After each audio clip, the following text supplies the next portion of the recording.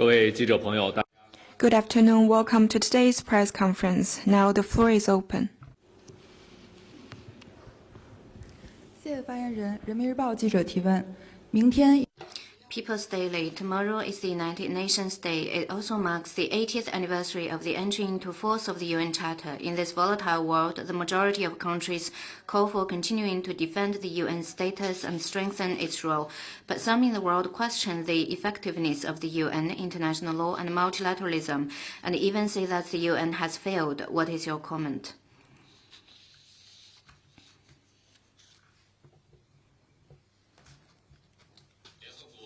The United Nations, as the world's most universal, representative, and authoritative intergovernmental organization, has played an irreplaceable role for safeguarding peace, promoting development, and improving people's well-being over the past 80 years.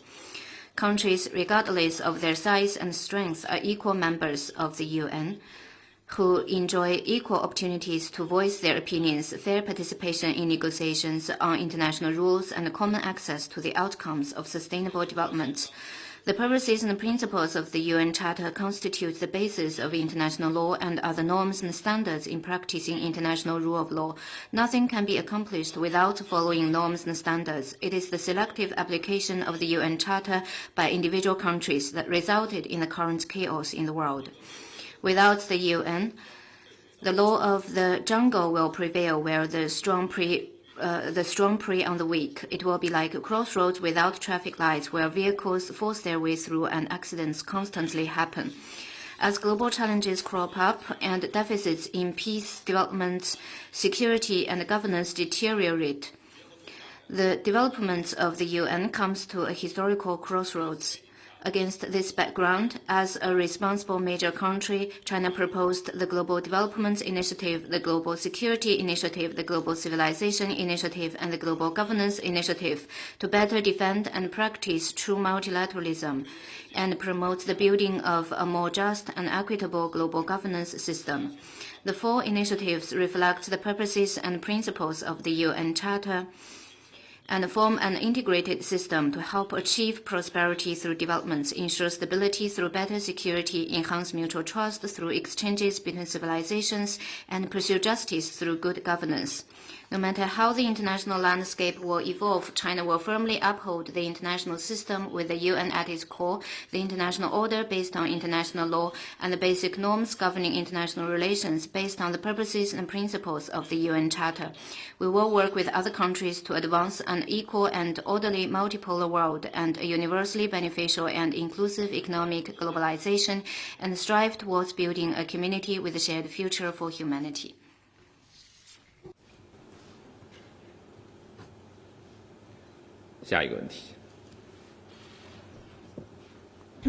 Good afternoon. Question from AFP. U.S. President Donald Trump said yesterday that President Xi Jinping could have a big influence on Russia's Vladimir Putin over efforts to end the war in Ukraine. Does the Foreign Ministry have a comment on this? Thank you.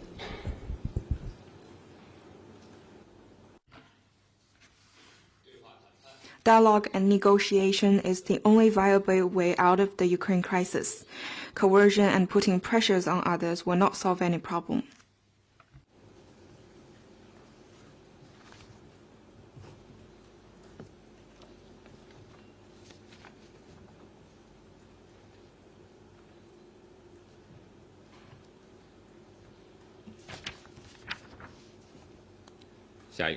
Next one, please.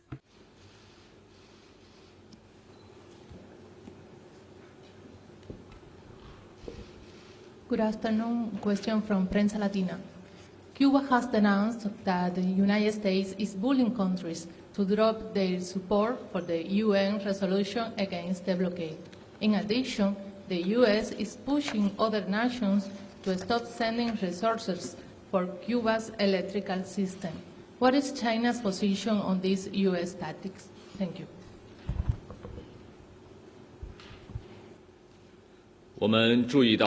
We noted relevant report. Over the 6 decades of sweeping U.S. blockade have devastated the lives of the Cuban people. Instead of reflecting upon what it has done, the U.S. now goes even further in its coercive diplomacy. This seriously violates international law and the basic norms governing international relations, goes against the international humanitarian principles, puts itself on the opposite side of justice, and will certainly be rejected by the international community. China firmly opposes the U.S. blockade and sanctions against Cuba. Since 1992, at the UN General Assembly, China has voted for Cuba's resolution calling for an end to U.S. blockade for 32 consecutive times. Nearly 190 countries worldwide supported the resolution. It cannot be more clear what the people worldwide support and oppose. China will continue supporting the Cuban people in choosing the development path suitable to Cuba's national conditions, defending sovereignty and dignity, opposing external interference and blockade. We urge the U.S. to lift its blockade, remove Cuba from the so-called list of state sponsors of terrorism, and do more things conducive to the improvement of Cuba-U.S. relations and to peace and development of the region. 下一个问题。 Next one, please. A question from AFP. Cuba has arrested a Chinese fentanyl kingpin who escaped from custody in Mexico in July and is also wanted by the U.S. The trafficker, Zhidong Zhang, known as Brother Wang, will remain in Cuba pending a decision on his possible extradition. Does the Foreign Ministry have a comment on this? Thank you. 我们 We're not familiar with the specifics that you mentioned. China's position on cracking down on drug-related crimes is very consistent. 下一个问题。 Next one, please.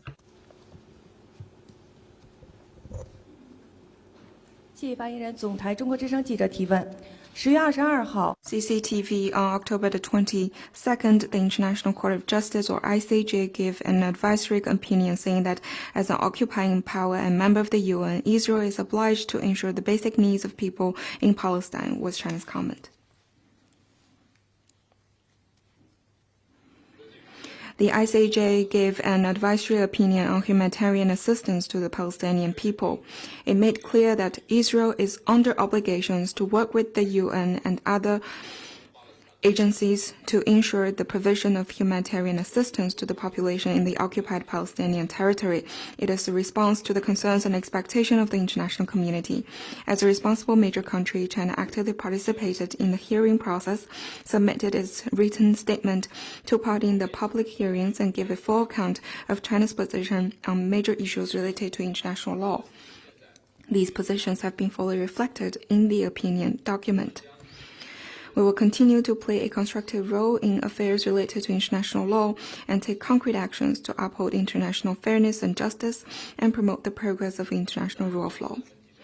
China's position on the Palestinian question is consistent and clear. We always uphold fairness and justice and firmly support the just cause of the Palestinian people. We hope the international community will follow the guidance of the ICJ's opinion document, ease the humanitarian crisis faced by the Palestinian people, and work relentlessly for the early, full, just, and lasting settlement of the Palestinian question.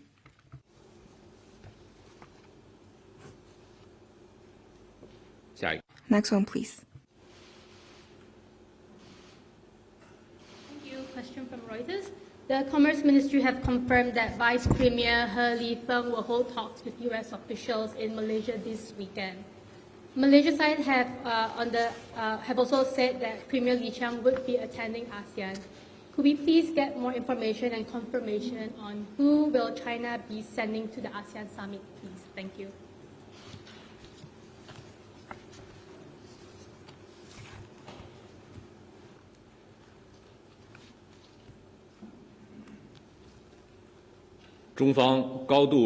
China attaches high importance to its relations with ASEAN and to East Asian cooperation. We support Malaysia's rotating chairmanship of ASEAN. On the specifics that you mentioned, I'm sure that you are aware of the usual practice concerning China's attendance at those meetings. We will release information in due course. Next one, please.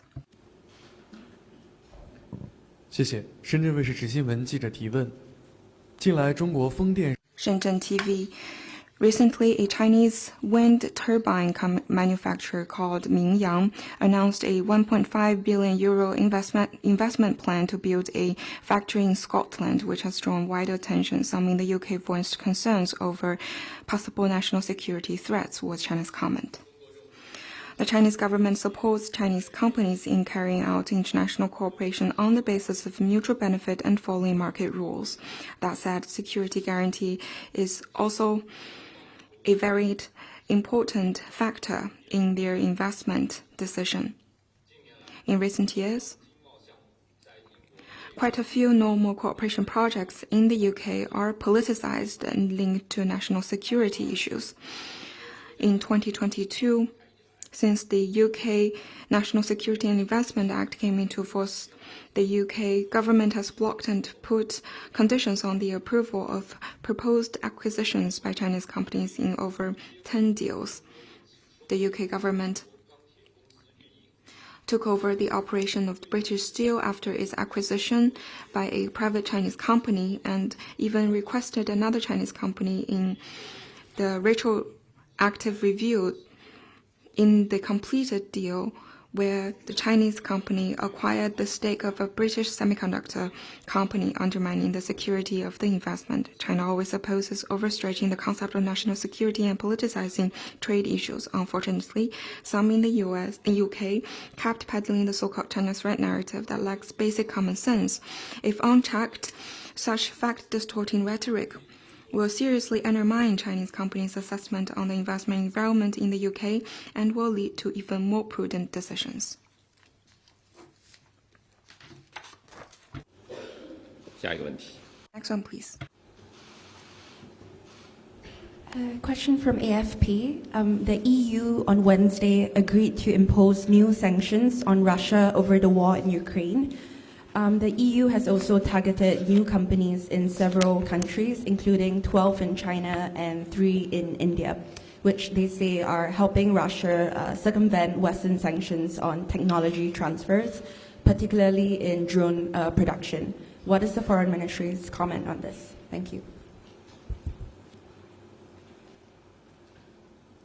欧方 The EU once again launched illegal unilateral sanctions against Chinese companies, citing Russia-related reasons. China firmly deplores and opposes this decision and has lodged serious protests with the EU side. As we've stressed on multiple occasions, China is not the creator of the Ukraine crisis nor a party to it. China is committed to promoting talks for peace, never provided lethal weapons to any party to the conflict, and exercised strict export control over dual-use articles. Most countries in the world, including those in Europe and the United States, continue to trade with Russia. The EU is in no position to point fingers at normal exchanges and cooperation between Chinese and Russian companies. We urge the EU to stop making an issue about China, stop undermining China's interests. It is not conducive to the sound and steady development of China-EU ties. We will take all measures necessary to firmly defend its legitimate rights and interests. 下一个问题。 Next one, please.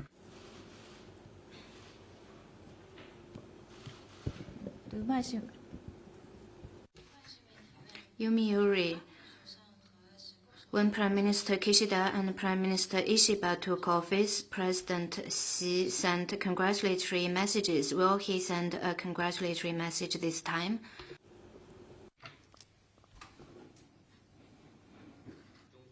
China has made proper arrangement in accordance with diplomatic routine practice.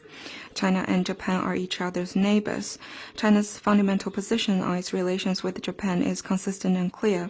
We hope Japan will work with us, abide by the principles laid out in the full political documents between China and Japan, honor its political commitments on major issues related to history and Taiwan, defend the political foundation of the bilateral relationship, and fully advance China-Japan strategic relations of mutual benefit.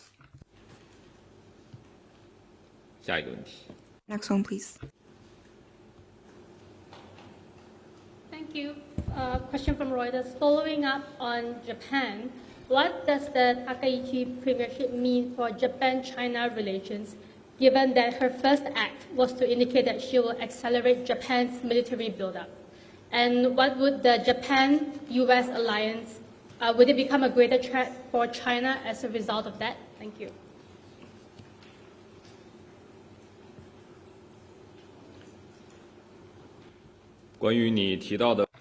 Concerning the increase of defense budget of Japan, my response is that due to the history of Japanese aggression, its military and security moves have been closely followed by Asian neighbors and the international community. In recent years, Japan drastically adjusted its security and defense policies, increased defense budget, relaxed export control on weapons, and sought breakthroughs in military buildup.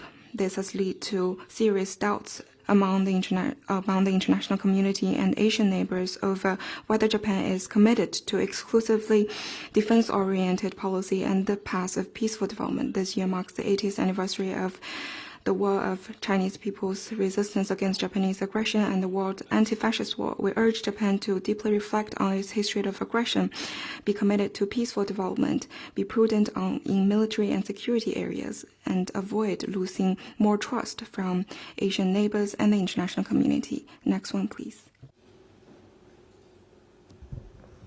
谢谢发言人澎湃新闻提问。近日，美国智库大西洋 paper. In the 3 reports recently released by the Atlantic Council, the US-based think tank accused China of its mining, forestry, and fishing activities in West Africa, which caused severe environmental degradation and severe corruption in West African countries. It called for stronger regulation over the cooperation, was China's comment. China's cooperation with Africa follows the principle of sincerity, real results, amity, and good faith, and the principle of pursuing the greater good and shared interests, and gives a strong boost to local economic and sustainable development. It's welcomed by governments and people in Africa. Africa's enthusiasm in having cooperation with China is the most convincing example of mutual benefit. The Chinese government keeps asking Chinese companies to strictly abide by local laws and policies, and we will continue giving restrictions to them in upholding green development and ensuring environmental protection throughout their cooperation in Africa. The U.S. think tank's reports contain deliberately vilification on normal cooperation with African countries, giving one-sided stories by confusing concepts, citing unverified information, and making biased conclusions.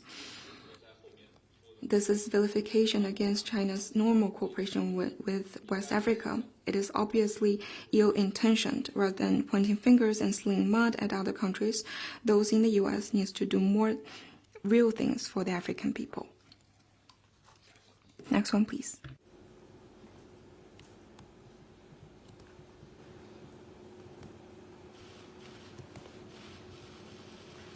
Question from Reuters. U.S. President Donald Trump on Wednesday imposed Ukraine-related sanctions on Russia, targeting Russia's largest oil companies, Lukoil and Rosneft. Does the Foreign Ministry have any comment on the measures? Thank you.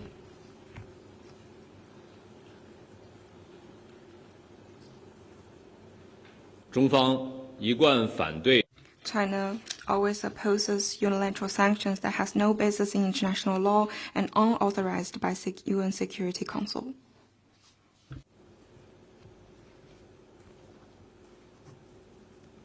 Next one, please.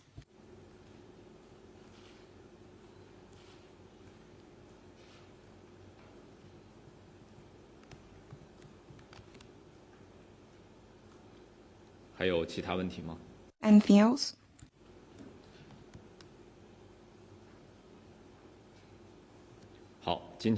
Then let's call it a day. Thank you for coming.